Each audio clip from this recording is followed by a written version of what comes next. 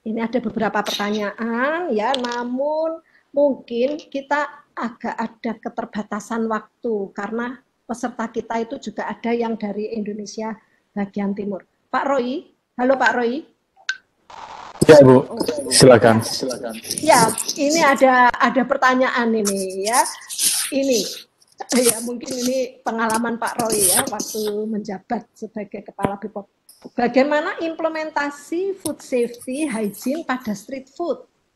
Ya, ini pertanyaannya dari Laila, ini masyarakat umum ya.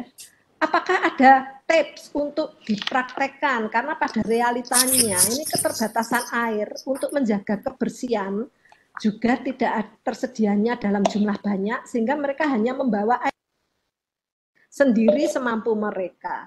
Nah ini kemudian juga dari Ilzamha, ini dari Yayan Surakarta, ini untuk Pak Nababan ya, nanti ini pertanyaan saya bacakan dulu, jadi nanti masing-masing kami beri waktu untuk menjawab. Pak Halim, kepada Pak Halim Nababan ini, apakah nanti produksi makanan lokal yang terdapat di marketplace dan e-commerce diwajibkan memenuhi keamanan pangan? Apakah tidak terlalu menyulitkan produsen jika diwajibkan hingga tingkat sertifikasi keamanan pangan? Apa yang perlu dipenuhi? Ya. Kemudian ini untuk Pak Lili sekaligus ya, saya bacakan ya. Halo Pak Lili. Yes. Saya pernah mendapatkan pertanyaan ini dari IMA, di PU BPOM ya. Saya pernah mendapatkan pertanyaan konsultasi dari UMKM terkait pencantuman barcode dan second barcode pada label produk. Sepemahaman saya, barcode yang ada di label pangan olahan biasanya untuk kebutuhan memasuki retail pangan modern, sedangkan untuk second barcode untuk cek legalitas produk pangan yang terdaftar di BPOM terkait smart traceability system ini, apakah bisa diintegrasikan dengan barcode atau 2D barcode yang sudah ada. Nah, kemudian ini untuk Pak Adi Joko ini ya, nanti mohon, ini memang tadi sebetulnya seminarnya bisa kita pisah-pisah ya. Nah, untuk disruption supply chain ini, dan kalau kita ingin mengandalkan semua Internet of Things, bagaimana menyikapi masyarakat ya, tadi kan keamanan pangan ini kan sebetulnya harus dibangun ya, dibangun dari community. Bagaimana Internet of Things ini kemudian bisa ya, bisa merasuk ke seluruh community yang tadi sudah disampaikan, baik community sekolah, baik community pasar dan sebagainya. Nah ini yang implementasi yang paling sederhana, monggo Pak Adi Joko nanti kita diberi contohnya. Nah, saya berikan waktu masing-masing mungkin 5 menit untuk menjawab pertanyaan-pertanyaan yang ada, mulai dari Pak Roy. Monggo Pak Roy. Terima kasih Bu Trisha. Pertanyaannya bagus. Maaf, masih eko ya. Ya, baik. Terima kasih. Pertanyaan ini bagus dan ini adalah yang sering kita temui. Memang tantangannya luar biasa. Bagaimana dengan street food? Ya. Ini dari Jakarta, kita pernah nyoba LSP JMKP diminta oleh pemerintah DKI, bagaimana tingkat kompetensi mereka. Dari tingkat kompetensi mereka, memang yang lulus cuma 5%. Mungkin daerah lain tidak jauh berbeda ya. Jadi kompetensinya masih jauh, bagaimana perilaku hidup bersih dan sehat, higiene, sanitasi, dan sebagainya. Jadi memang harus dilakukan edukasi, jelas, ya, intensif sekali. Nah, di lain pihak, yaitu enabling factors-nya. Air, akses kepada air yang bersih, itu sangat memprihatinkan. Ya. di beberapa, kalau kita ingin membangun, contohnya mungkin Yogyakarta ingin bangun pusat-pusat kuliner, pastikan harus ada akses air di sana. Nah, tidak hanya itu, mungkin penerangan kalau malam, remang-remang, cahaya itu penting sekali, dan banyak sekali faktor yang harus kita benahi. Jadi kalau mau melakukan perubahan, yang mendasar adalah enabling factors-nya harus dipenuhi, dan mengenai sumber daya manusianya. Jadi sekali lagi saya ingin sampaikan, tugas kita untuk membangun budaya keamanan pangan ini memang tantangannya besar. Kita harus tentukan komunitas-komunitas mana yang paling strategis untuk mengubah Indonesia ini. Jadi kami waktu itu di Badan POM mulai dengan sekolah. Kenapa sekolah ini penting? Karena ini usia dini dan ada orang tua di situ terlibat, guru dan juga pelaku usaha. Bagaimana merubah dia kembali ke masyarakat. Ini sangat strategis sekolah. Saya sarankan sekolah ini mendapat prioritas. Kami juga melakukan pasar juga, tidak mudah ya pasar itu ya. Tidak hanya sekedar bebas bahan berbahaya, justru perilaku hidup bersih dan sehat, higienis, sanitasi itu mendapat perhatian. Tidak hanya zonasi dan sebagainya. Food safety masuk desa. Ini juga beberapa ada yang cukup berhasil mengembirakan, tidak hanya food safety tapi kaitannya dengan membangun ekonomi desa. Beberapa daerah itu cukup membanggakan. Saya rasa cukup 5 menit saya berikan untuk yang lain. Terima kasih, Bu. Terima kasih, Bu.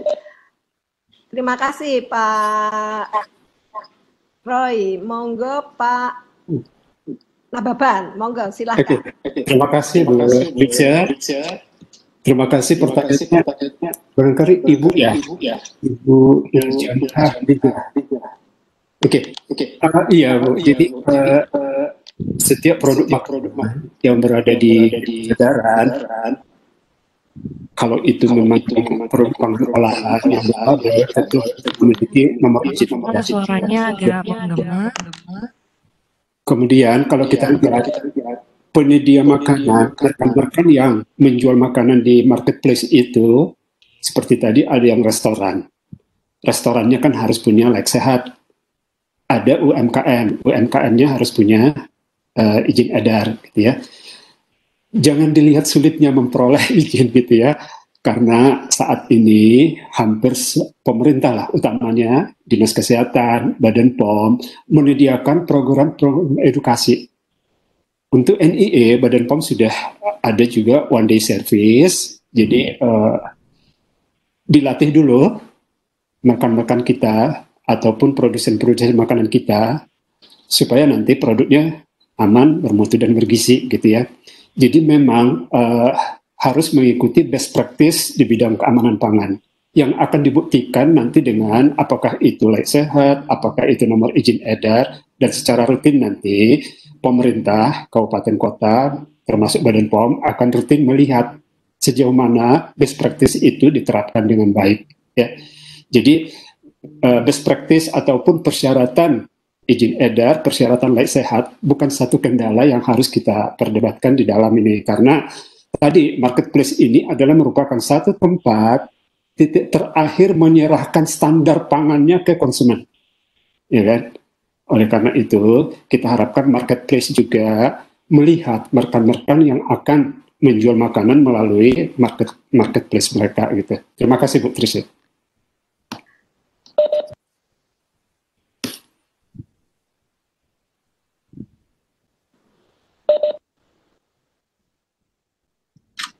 Itu bisa suaranya. Kok komen terus ya?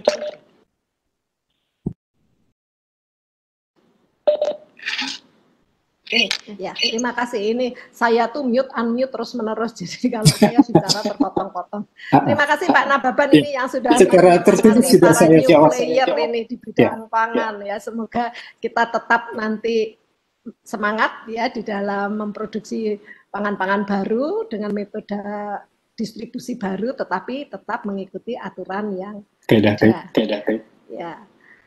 Monggo Pak Adi Joko, ini bagaimana implementasi yang paling sederhana ini untuk menghadapi itu tadi yang saya tanyakan ya, mengenai itu tadi disruption pada supply chain, dan kemudian juga tentang majunya Internet of Things ya, digital, era digital saat ini nih, tapi bagaimana bisa merasuk pada masyarakat secara luas ini, implementasinya, cara-cara mengedukasinya bagaimana yang paling sederhana. Monggo. Terima kasih Putri. Sebelum menggema ya. Sebelum saya menjawab Putri, mungkin kalau saya beri pertanyaan, kira-kira siapa yang bisa menjawab menu makan siang apa yang paling oleh konsumen di kota per kota? Siapa yang bisa menjawab? Pemilik data dari GoFood. Nah, itu sudah dijawab sendiri toh? Loh, ya artinya begini. Kita itu secara tidak sadar ya sudah difungsikan sebagai Internet of Things bagi pemilik GoFood untuk datanya disimpan di cloud atau di server mereka, lalu menjadi big data setelah diolah. Jadi big data itu adalah manajemen seperti pertanyaan saya tadi. Oh, misalnya di Jakarta, ternyata siang hari banyak yang makan ini. Di Jakarta Selatan, itu terus dikejar bisa. Jadi Internet of Things itu karena terjadi karena ada konvergensi era digital. Jadi transfernya, data itu mulai sekarang apa-apa pakai internet. Gratis. Bahkan sekarang kita juga ada fasilitas cloud gratis. Dengan demikian, kalau orang per orang tadi kita bekali oleh satu devices yang bisa mentransmit data, data itu akan tercatat terus-menerus. Sehingga pada waktunya nanti kita dengan percaya diri akan bilang, di Jogja kalau siang hari paling banyak makan lotek. Kalau pagi paling makan gudeg. Minumnya prebiotik. Gitu loh, Bu. Kenapa? Karena ditransfer oleh apa yang setiap hari anak-anak muda sekarang sibuk. Tapi mereka menyumbang data ke pemilik datanya GoFood gitu. Nah, kira-kira begitu Bu Trise. Aplikasinya sangat mudah dipahami. Makaten ya Bu Trise, terima kasih. Ya, jadi ini tadi memang untuk menyangkut menika para individu yang sudah ini ya, hidupnya bersama HP gitu ya, tapi ya sementara ini oke ya. Nanti kita lanjut untuk webinar sesi berikutnya. Monggo Pak Lili, silahkan 5 menit ke depan. Mana Pak Lili? Ya, Pak Lili. Terima kasih Bu Trise dan terima kasih tadi. Ada pertanyaan yang menarik, saya kira apakah existing pendataan atau apakah pakai barcode dan sebagainya yang ada saat ini bisa itu diintegrasikan. Justru sebetulnya keinginan kita di dalam mendesain traceability ini nanti akan mengarah pada single data. Jadi pada saat kita bicara single data, ini harapannya tentu akan menjamin pada akurasi, kemudian juga kualitas informasi dan sebagainya. Justru itu yang kita inginkan, bahwa dengan traceability ini banyak stakeholder tadi, tidak hanya konsumen tetapi juga misalnya BPOM dan lainnya bisa menelusuri ya dengan satu produk makanan itu dari hulu sampai hilir.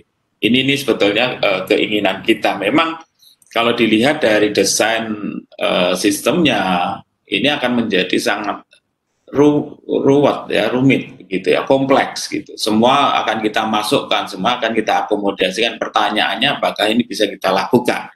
Kemudian siapa yang nanti akan bertanggung jawab ya?